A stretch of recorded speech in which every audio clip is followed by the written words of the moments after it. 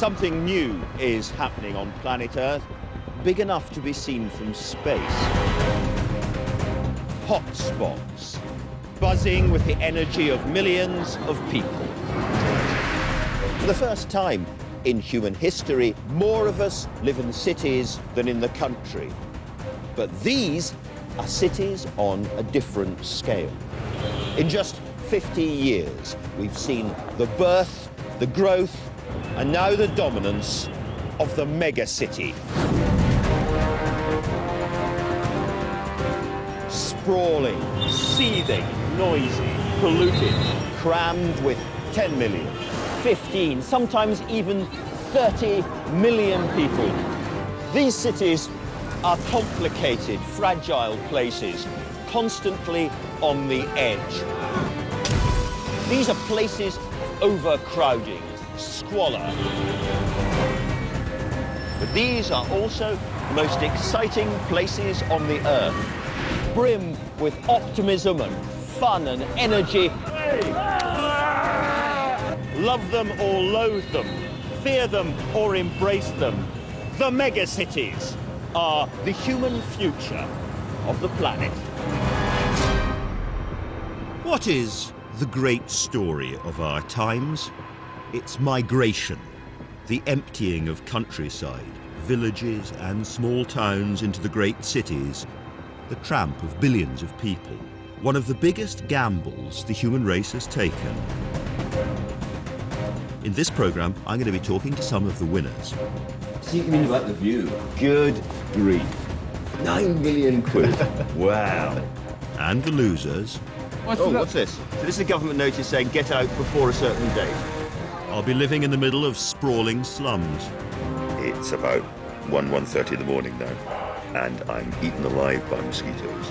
Where filth and friendliness live side by side. Mr. Bean!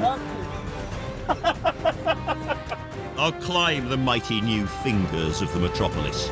This is London's way of saying to people, look at me, come to me. I'll take a bird's eye view of cities that just can't stop growing. It just goes on forever without form or shape.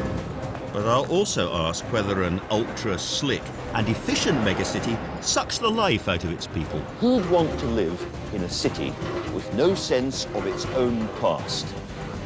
I wouldn't. And find out if the secret of a really successful metropolis means we all need to bring the village into the city.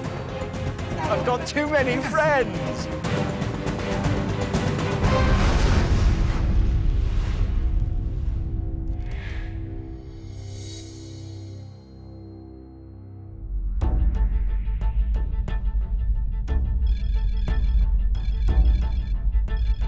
There are now 21 cities we can properly call mega.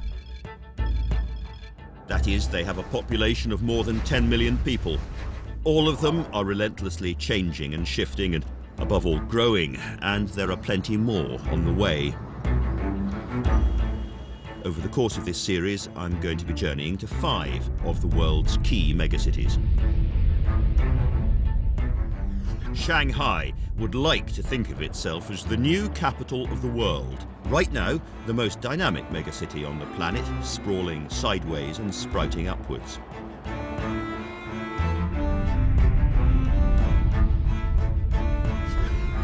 Dakar, where 500,000 new migrants arrive every year, a place of poverty, pollution and transport chaos. So vulnerable to flood and disease, it could be the first megacity to have to be evacuated.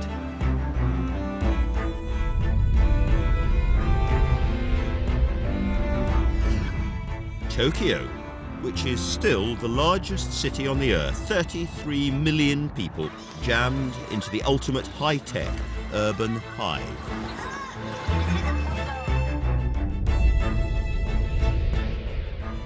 And London, the grand old man of megacities with lots to learn from the new generations and something to teach them too.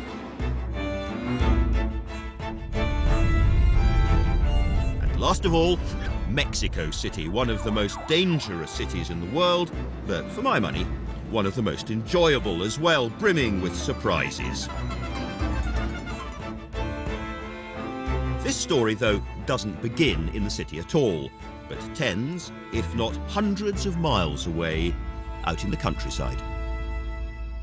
All around the world, people are hearing the summons.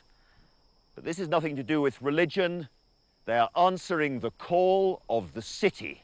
Imagine you're a peasant farmer and you're leaving the place that you're known and that you know and going to somewhere where you're unknown.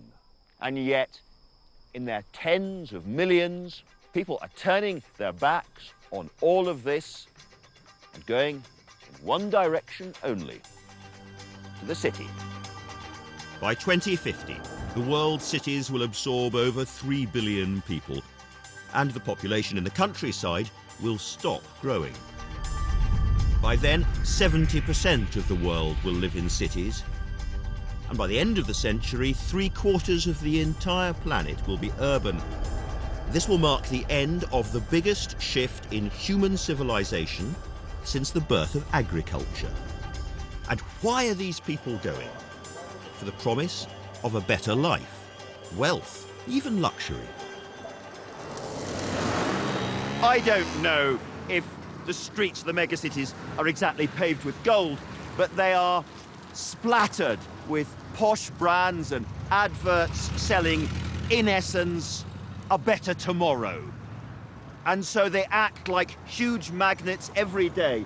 They bring tens of thousands of people, either driven by desperation or lured by optimism. And of course, for a lot of them, it never happens. They stay stuck on the edges, living a pretty miserable life.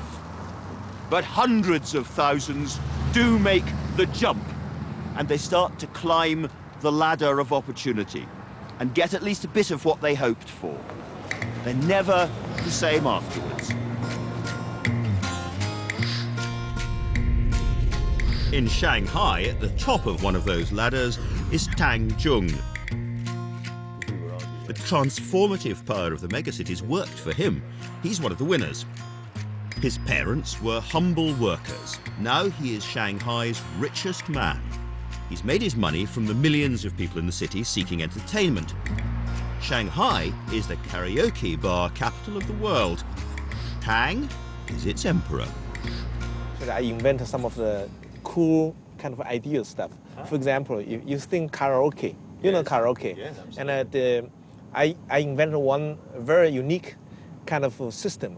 Once you sing karaoke, and the system will tell you how good you are. Just basically give you the score.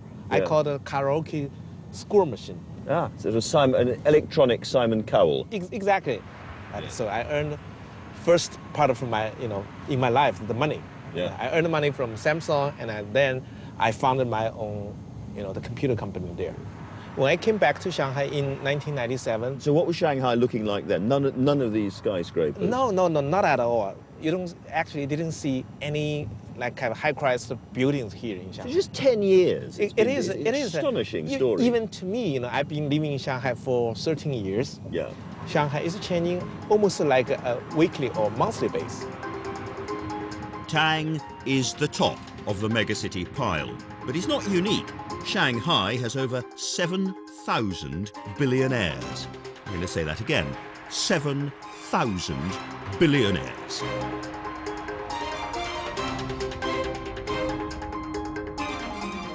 It's the fastest growing city on the planet. If the skyscraper is the ultimate symbol of a city trying to tell you it's arrived, well, Shanghai is screaming. It makes Manhattan look a little dull. Wow. Oh, wow. This is absolutely astonishing.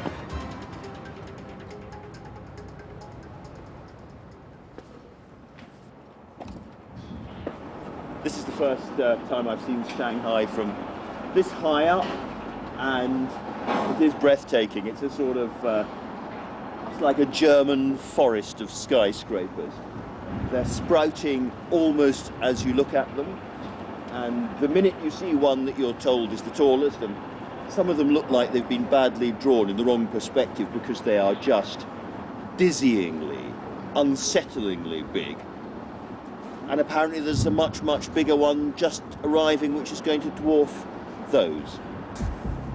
People say, apparently, that Shanghai is the new capital of the world, which sounds a bit over the top until you've been at the top and looked down, and it starts to make sense. These things are being built with bamboo scaffolding, and armies of people who were once tending rice paddies and are now planting steel and glass instead. Just 30 years ago, there were 121 buildings over 8 stories here. Now there are more than 10,000. Skyscraper fever. And it's not just Shanghai that's infected.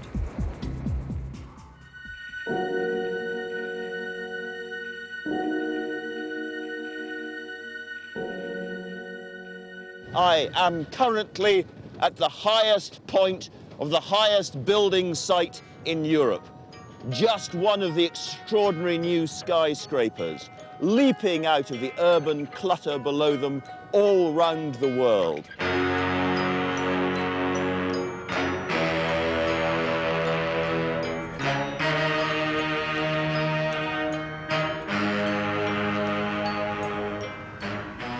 This is the Shard in London, and when it's completed, it'll be the highest building in the European Union. This is London's way of establishing its power as the major megacity in its bit of the world. Look at me!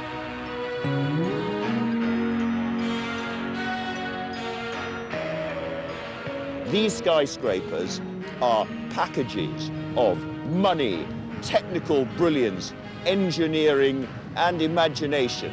They are the beacons, the lighthouses of the modern megacities, saying to people all around the world, hey, hey, come to me. The megacities' frantic gorging on materials, innovation and change is happening in front of our very eyes.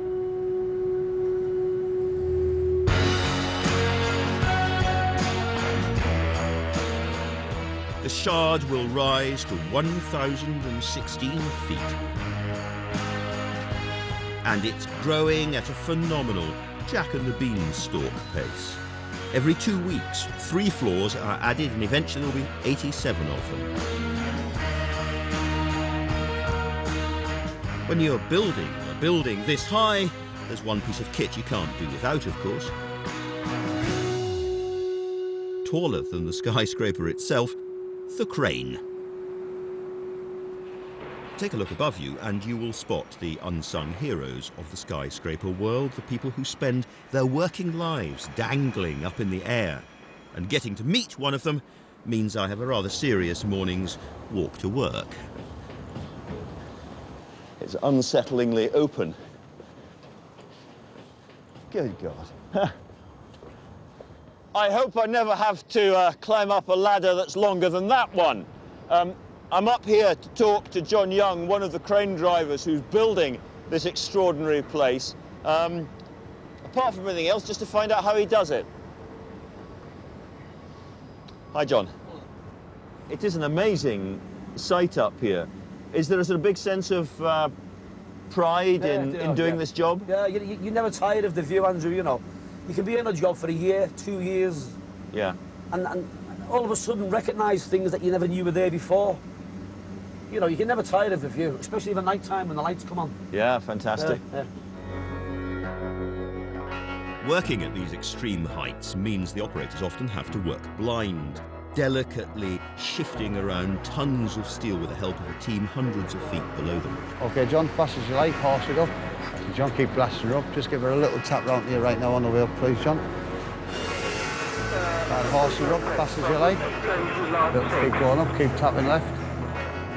As the Shard keeps growing, so do the cranes have to grow because they have to be even taller. We're incredibly high up. Yeah. Is this as high as you go now? No, this is only half the height. You're going to get twice as high? Oh, twice as high. So we have to what we call jump the crane, climb it ourselves, section by section. So you build the crane Yeah, from inside the from crane? inside, yeah. Yeah. And there's a certain amount of anxiety when that happens? Well, there's always a handshake before we let them bolts go. Handshake first? Yeah, handshake first. Just in case the worst happens? Yeah, let's do the job properly. And that's seriously dangerous? Yeah, seriously. The most dangerous job you can undertake in construction is the jumping of a tower crane. Building the Shard's a global operation. It sucks in components from all around the world. Lifts from Finland, doors from Malaysia, and believe it or not, the toilets are from Scotland. Renzo Piano, the architect behind the Shard, is selling this dream as a city in the sky, home to offices, restaurants and hotels. On the outside, this will be a towering expression of the megacity's glittering "Come to me," written in glass.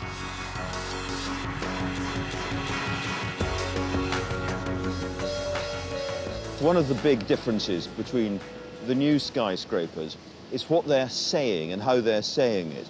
If you look over there at an older building, a great, heavy, aggressive lump of concrete, it's about a city which is sort of rather dour and old-fashioned and heavy. These buildings, as we're seeing, are all glass. It's all light and it's all airy. And at some level, it's meant to suggest that anyone can rise to any position. Everything is transparent. The crews putting in the windows are on a tight schedule. They have to put in 20 of these monsters every day. By the time this building's finished, this glass shard will be covered from top to bottom with 11,000 panes of glass. Think of these big projects as being entirely routine. It's obviously not. It's actually still about human muscle and skill. This guy's going to get out here now through the fencing to just to lock that into position. Tiny errors here are very dangerous and very, very expensive. Installation-wise, this here wing wall is definitely the trickiest because you're just totally out of the building, you know. So you're leaning so far Leaning out, yeah. Yeah. And obviously you want the guys to be safe, you know. These vertical cities don't come cheap. The total cost of the Shard will be more than £1 billion, and at its top, a series of incredible luxury apartments. Aztecs, cathedrals, the Eiffel Tower in Manhattan. Powerful people have always tried to build as high as they can because they can.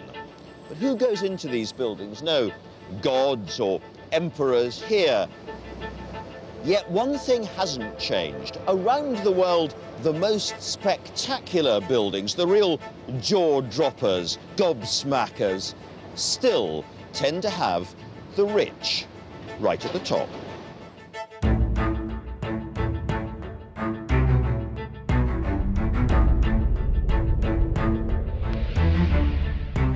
Back in Shanghai, inside the concrete and glass forests are the swanky penthouses and multinational HQs. This way. Andy Lau is estate agent to the super rich. Business is booming. This unit is about 900 square meter. Wow. Okay, and it's a 4+1 apartment. As you can see, it has a very high ceiling. This is what we call the double volume. It's wonderful, yeah. This is something that, you know, you have to see. Good grief. You have the best of Shanghai. That is Yeah. a view. I'm tempted. I might well be a buyer, but one small, tiny little issue I need to ask you about. No worries, nothing is a problem. The price. Okay, the price... Nothing is a problem. For, you know, the top wealthiest people in Shanghai, getting a grand apartment with a lovely view, what sort of money are they going to be paying, do you reckon? Okay, I think in the market, if you're talking about really super luxury property, there will be about 90 million. 90 million RMB, which is about £9 million. Thereabouts. 9 million quid. Wow. I might have to go back and have a little word with my bank manager first. Just, you know, chat, sort of, you know, before I actually sign the cheque. No problem. You know, anytime, just give me a call. You know, we can work this out. But the skyline of the megacity isn't all sleek concrete.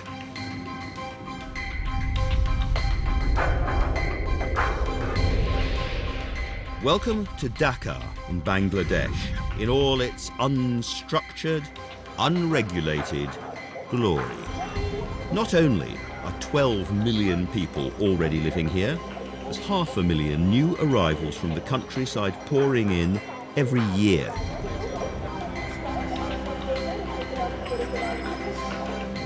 That's like a city the size of Liverpool moving in next door.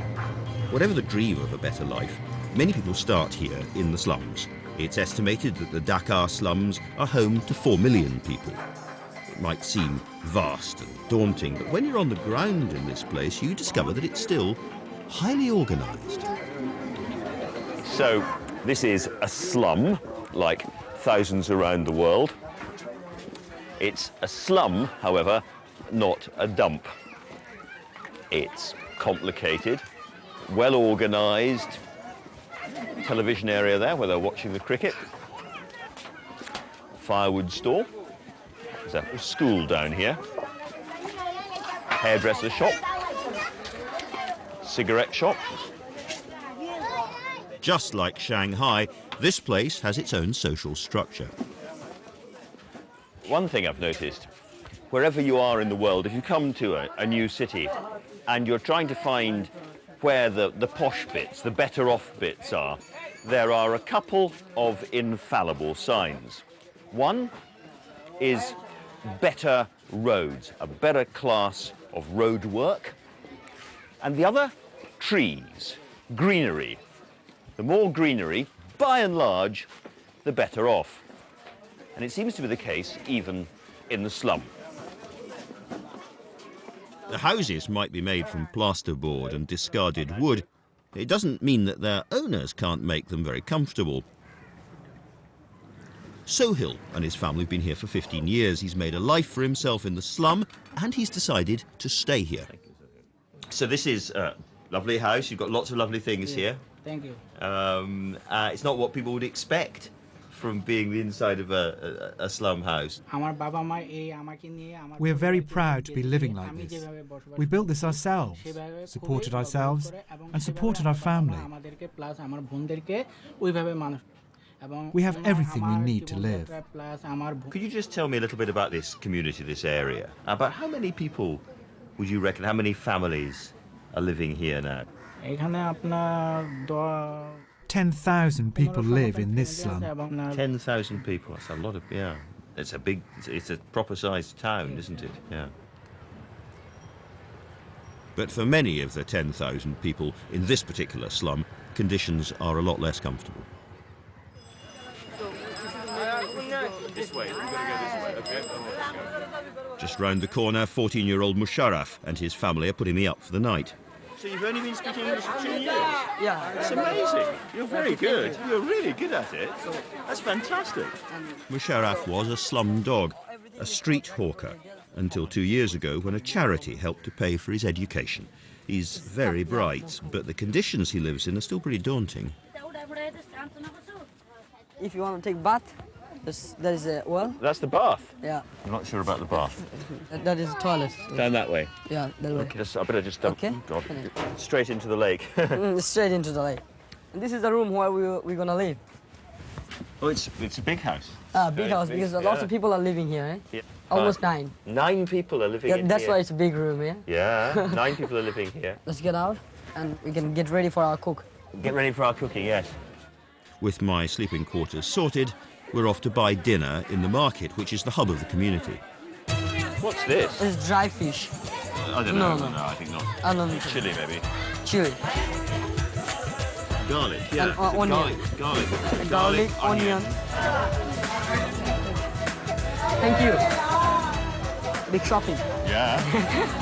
Cross the road. Okay. So to cook the dinner, we're going to need some water, obviously, but the nearest pump's a mile away.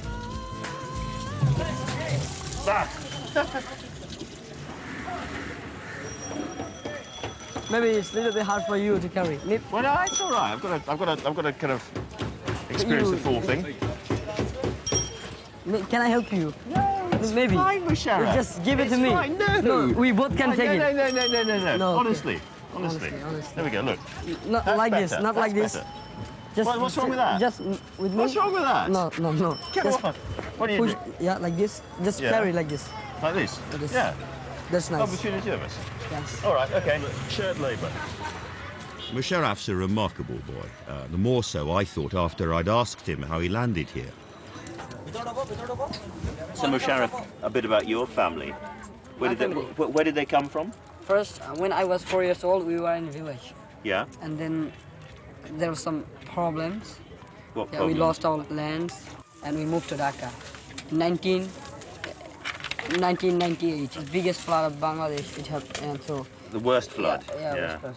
So, did you lose everything? Did the family lose everything then? Yes. And then we moved to another place. One day, whole slums were burning. The homes were burned down. Yeah, burned. And how was that because of an accident or? It's accident. So this is the fourth slum. that you Fourth lived- slum. Fourth slum you This is lived the in. last slum. Last slum. A lot's happened to you, and you're just 13. Yeah. I'm 14. 14. Sorry, I beg your pardon. How old do you think I am? 45. 45. That'll do. How? 50. 50. Almost near. Here they cook with clever stoves they've dug out of the earth. They have only one knife, and they cook better than most television chefs. No. No. No. No. That's one next. Okay.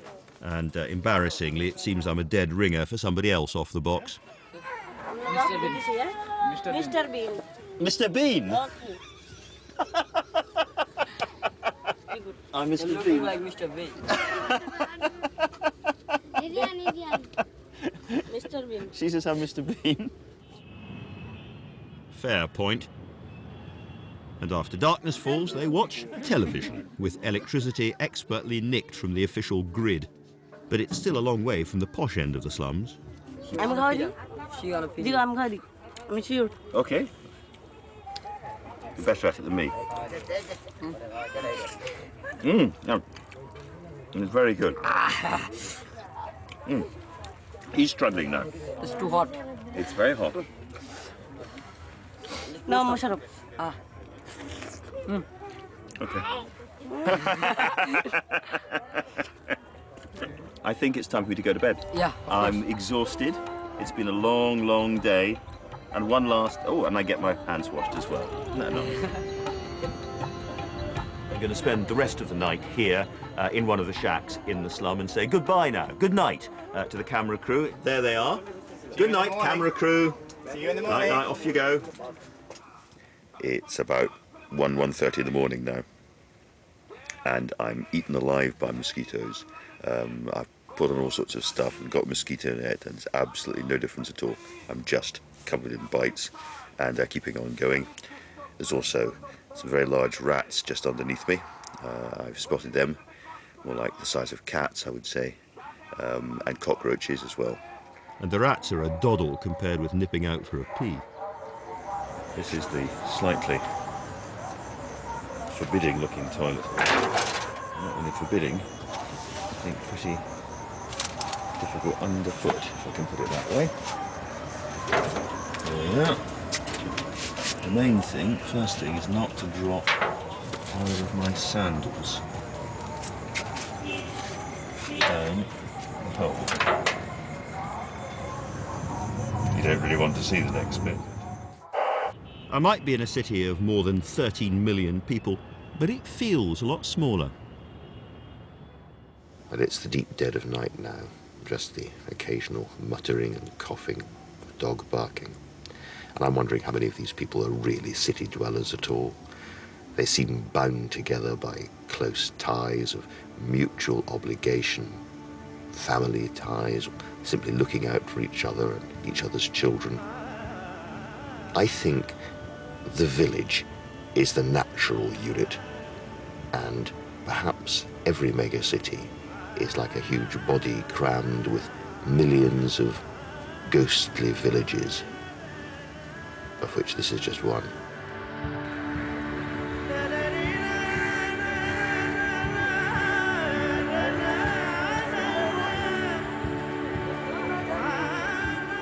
Dawn, and the cycle of the slum continues. One thing, I suppose, we think we know about slum dwellers is that they are the passive, put-upon victims of the modern city. Well, if one thing is clear from being here for a short time, it's that these people may be victims, but they're not passive. They work fantastically hard. They are resourceful and full of ingenuity, simply getting together the fuel and the food to keep themselves going, keeping these structures upright, looking after the children, running little schools, and then going to work for long and back-breaking days is an extraordinary human achievement. You all want me as a guest again. I'll be again, back. Again. Mr. Bean. Mr. Bean comes back. Mr. Bean comes back. All right. Thank you very much. Bye-bye. Bye-bye, Mr. Bean. Bye-bye. We'll be missing you so much. Bye. Thank you. Bye-bye. Bye-bye. Good, tough people. But this is still a rotten city. It's a lesson in how not to run our urban futures. The trouble is, when you build a shiny new metropolis, knocking down the slums, you can end up destroying places where real communities still hang on. Back in Shanghai, I carried round a little book to try to learn some of the basic Chinese characters, but I soon began to wonder if they had words for heritage and conservation. So here we are in old Shanghai, but many of the buildings here have a kind of plague symbol stamped on them. This means simply one word: demolish. Demolish. Demolish. And so on. Don't need a symbol that side anymore. Demolish.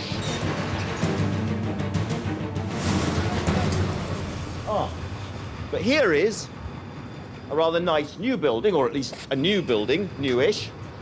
I think it's a school. So that's all right then. Oh no. Demolish. The massive rebuilding program ordered by the Chinese authorities requires the residents of Shanghai's old town to be relocated by order. Oh, what's this? Can he explain what this is? Government notice. A government notice? Yeah. Saying that you should move before a certain date. Right, so this is a government notice saying get out before a certain date. Or presumably your house will be knocked down anyway. Yeah, you should move out by a certain date. And you got that one, yeah. They are not happy with the policy, like the house they are supposed to get. It's very far away. Oh, that's interesting. So they're being moved a long way away, and this is their home here. Yeah. In theory, such is the fear about speaking out against the government, we were firmly told nobody would say a word with a camera nearby. Well, cheeringly, plenty of people were eager to talk. They seem a direct and stroppy lot, the Shanghai locals. We talked to a lot of people who suddenly congregated, and they were very angry and upset that they were being forcibly moved. And one of them is now leading us to see his house. Thank you. Just like in Dakar, these houses might look grim, but they are homes. There are 6 people registered in this address. 6 people? Goodness, huh? But that was that him? His marriage photograph, or was that? No, 20 years ago. 20 years ago, so yeah. He's a Shanghai man, yeah? Grow up here. Yeah, I understand. For the old residents, this big land grab means being kicked out of your home and your neighbourhood. But many people are being provided with new homes and hot running water and toilets for the first time in their lives. They're being relocated here, on vast new estates mushrooming on the edge of the city. 100,000 new homes being built here every month. Xiong and his wife Ni have just picked up the keys to their new flat. Oh, I love the lights, yes. 这是厨房， Kitchen, yeah. 厨房， Everything is absolutely new.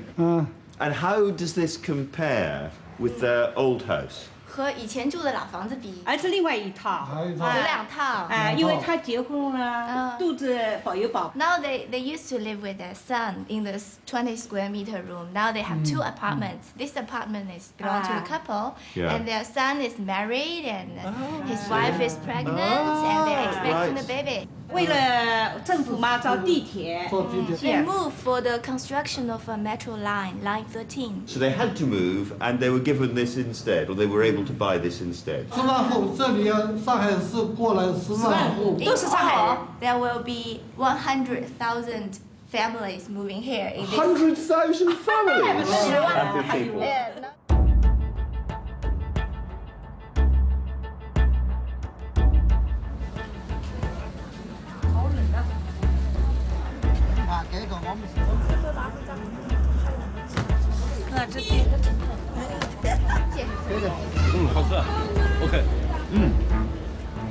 It's really nice. It's a bit like a salty sesame pita bread kind of thing. Nice. I've just been walking around and looking at the street food and the stalls and the markets and the neighbours chatting and kids running around. And I feel that it's very sad. And then I ask myself, is this simply kind of soppy, sentimental? Is it in some way merely, I suppose, decadent? You know, to say, but wasn't it lovely? Wasn't it pretty? Wasn't it different? Wasn't it special? It's really, really hard to make a judgment about this because for a lot of people, this is the best thing that has ever happened to them. There are lessons to be learned in trying to house the citizens of a metropolis. This kind of mass living does bring huge new challenges. In Tokyo, which is the most advanced megacity in the world, they're struggling with where to put 33 million people, and that's transforming how they live. If we're looking for answers, one place we might try is the great granddaddy of megacities. Tokyo is so big, it makes the world's other megacities look almost modest. But this gargantuan structure is built up of very small cells.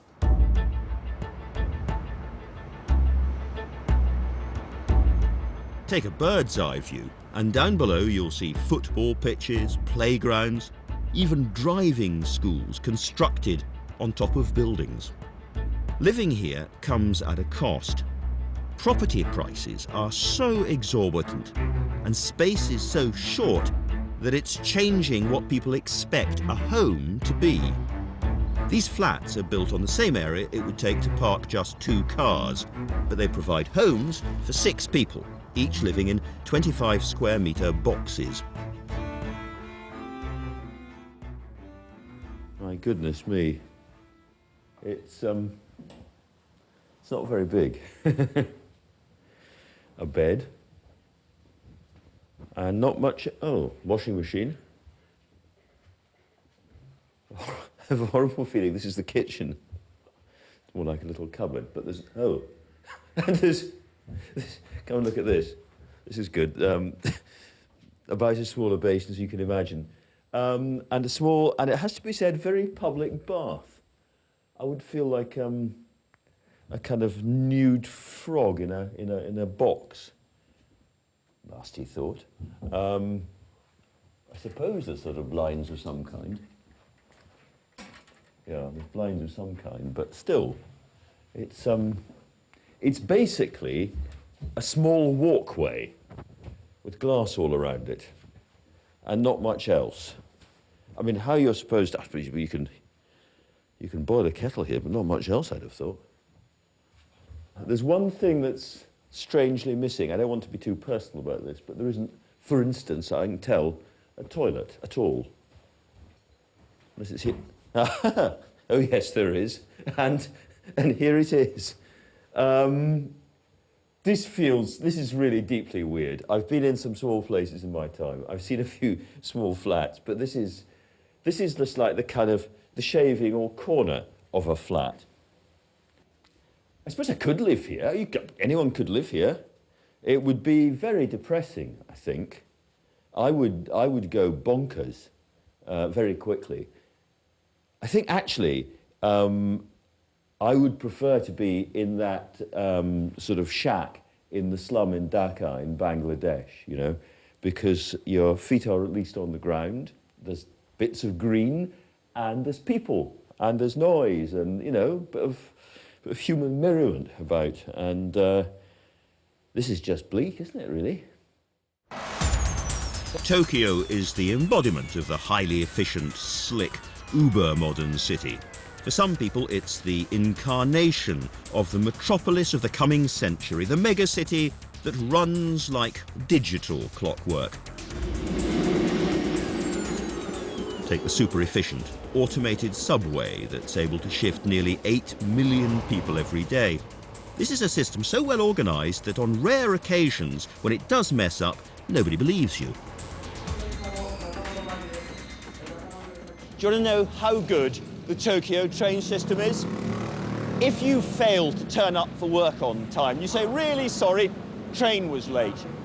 You have to provide special written proof from the train company because it is, frankly, so unthinkable.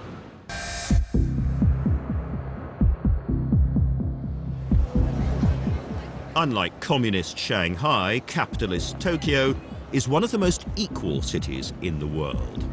It's got very little poverty or homelessness. Crime levels are very low. There's almost no gun crime at all. It can be a mesmerising and enthralling city, a bit like an old sci-fi comic come to life. But there's a price to pay, so much of it looks exactly the same. There's a mechanical coldness and an unsettling robotic uniformity. Maybe I was just in a bad mood, but I found myself searching for corners of friendliness and normality.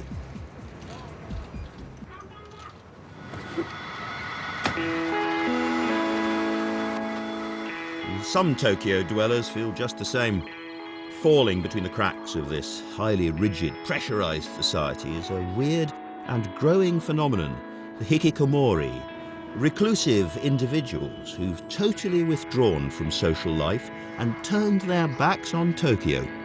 Rarely, sometimes never, venturing outside the confines of their homes, they are unable to face up to life in this city.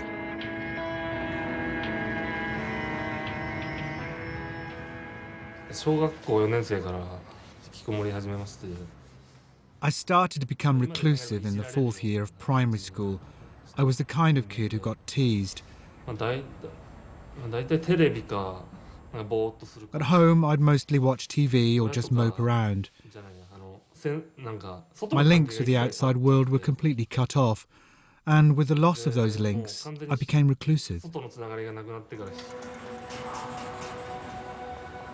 28-year-old Ugo barely left his bedroom for 13 years. Since I couldn't go out of the house myself anymore, I just kept ordering things from my parents. Things I wanted to eat, get, watch. My parents would fetch them all for me. The alienating megacity that forces people like Ugo into his bedroom is spawning a strange new business. You can now rent people. Not for sex, simply for friendship.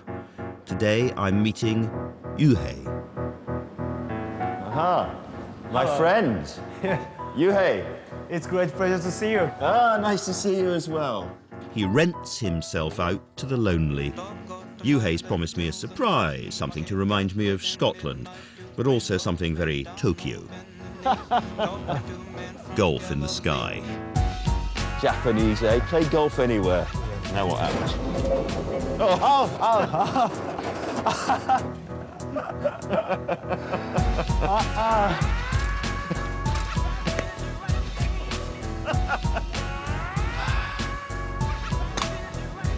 What sort of people, hire you?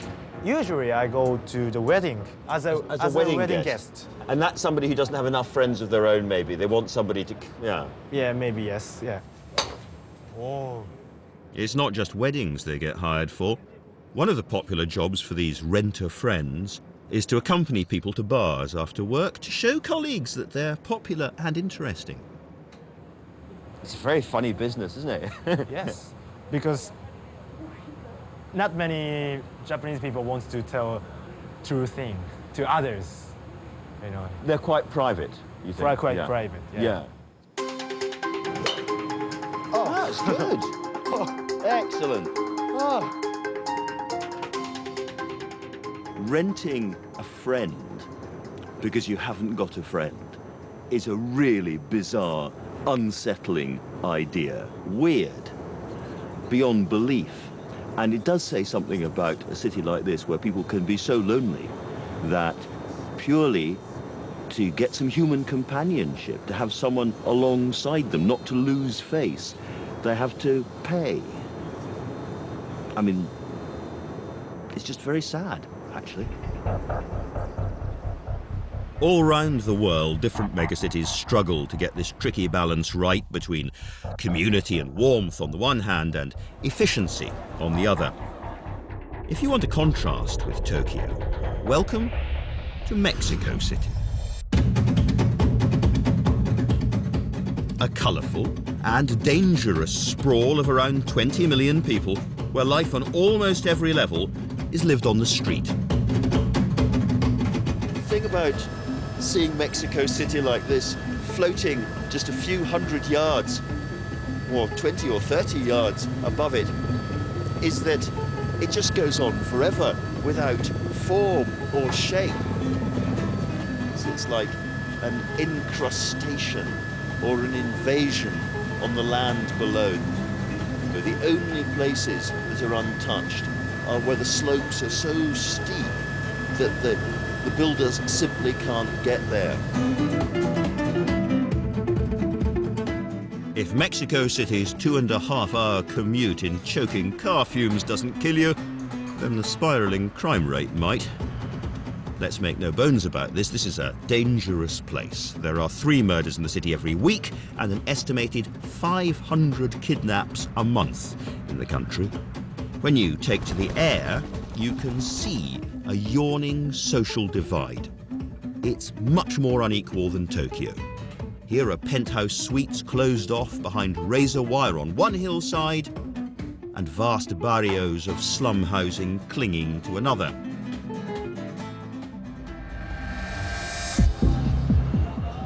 At night, there's an edgy feel to the streets. You're never quite sure what's going to happen.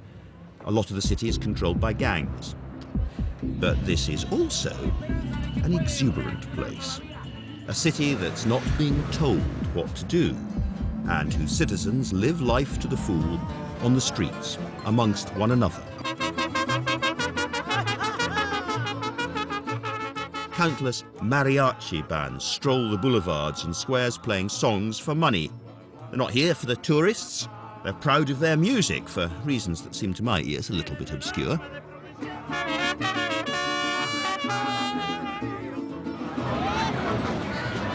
So many to choose from, so many different bands, it's an impossible choice.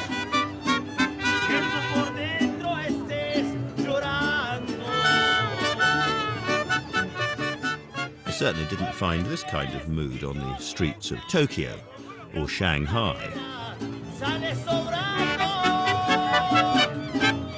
In Mexico City's communal street culture, food and friendship go hand in hand. There's around 25,000 tacos stands and cafes where people meet and socialise over breakfast, tacos, lunch, tacos, and supper, tacos. Have you ever eaten grasshoppers? Grasshoppers? No, I've not eaten grasshoppers. Are you going to offer me a grasshopper? How would you like me to cook some grasshoppers for you? All right, here we go. Is this them? That's not them. Oh, they're tiny. Do you get the same people every day coming? There are lots of regular customers here, but there are always new faces. You come to tacos to eat. Yeah. But you can make also friends, like we know. Yeah. People talk politics, or do they talk religion? Talk about politics and how they are angry with our government. Yeah. Maybe. You're angry with the government? Yeah, normally. So it's the same the world over, I say. We read all this stuff about how Mexico is really kind of, violent and there's all these problems and so on. Yes. Is that not really true? Unfortunately, we only get to see a part of the whole thing, But I think we have to define Mexicans. We're all friendly and we're all nice people, Yeah. Grasshopper tortilla coming up. There you are. Gracias. All right, here we go.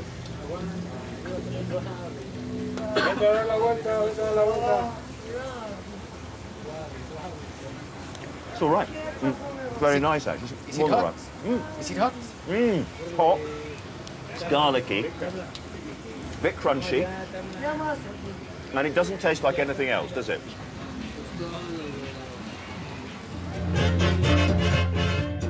But one of the strangest things about Mexico City's street culture happens on a Sunday, which is Dancing Day, Danzón. And in the squares, the killer grannies are on the prowl.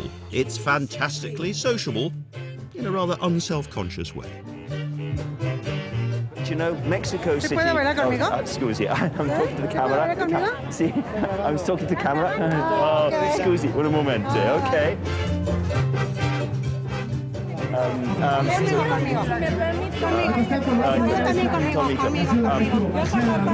I've got too many friends. And then okay, and then perdoni.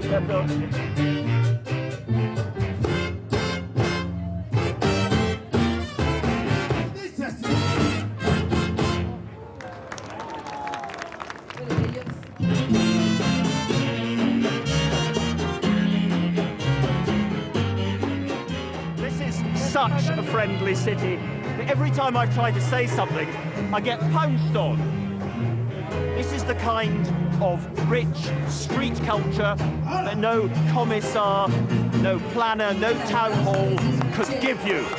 It comes from the streets up, and as a result, despite the crime, despite the mesmerizingly bad traffic, despite the pollution, Mexico City is a friendly, livable place.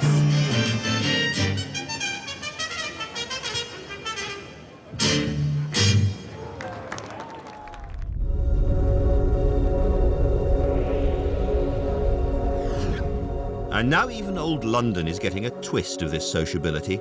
It's a small trend, really, but it's a very interesting one, which shows how technology can bring some warmth and zip, because the streets here are lighting up with spontaneous outbursts, viral events called flash mobs.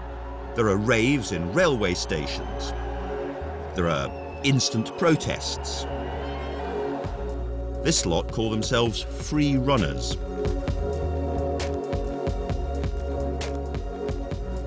And every weekend in the heart of London, the traffic starts to come to a standstill and the tourists and the shoppers have to look where they're going for once because the streets are transformed into a mega skate park.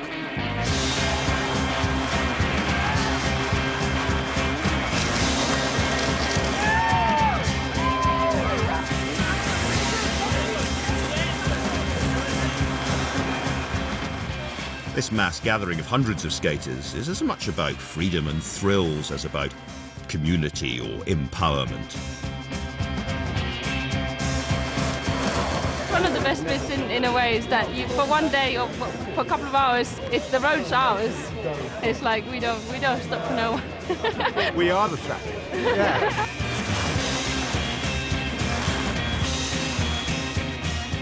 The excitement, the friendship, the fun. Okay, first of all, I'm Australian. First of all, I'm in London. I'm skating with double-decker buses and taxis. Yeah.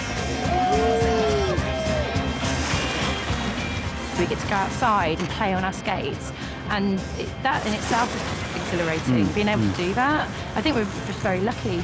So, and lucky that we have a city that lets us do it.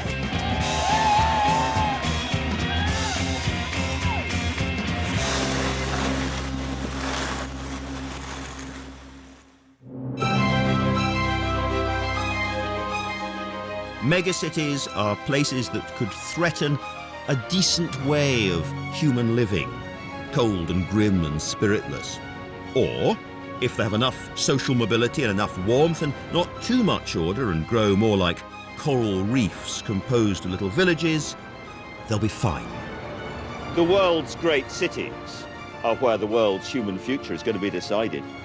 The choices that are made in these places will dictate whether the future is vile or enjoyable, short or sustainable, free or frightened.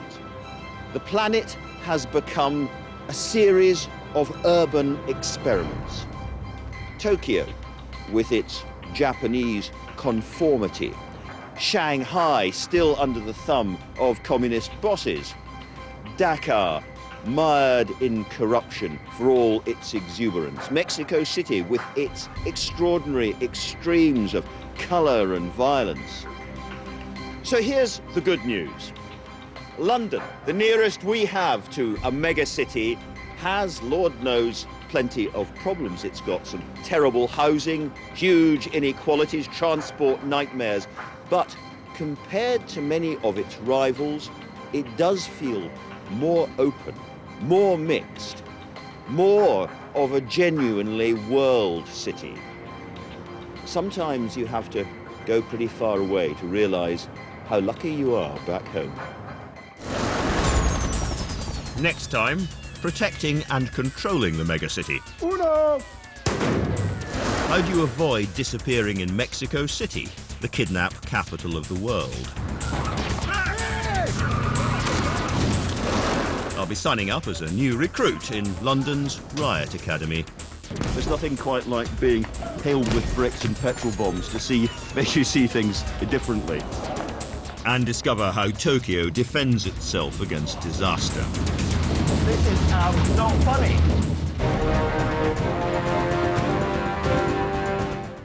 Next this evening here on BBC HD, stay with us for a look at the beauty of maps.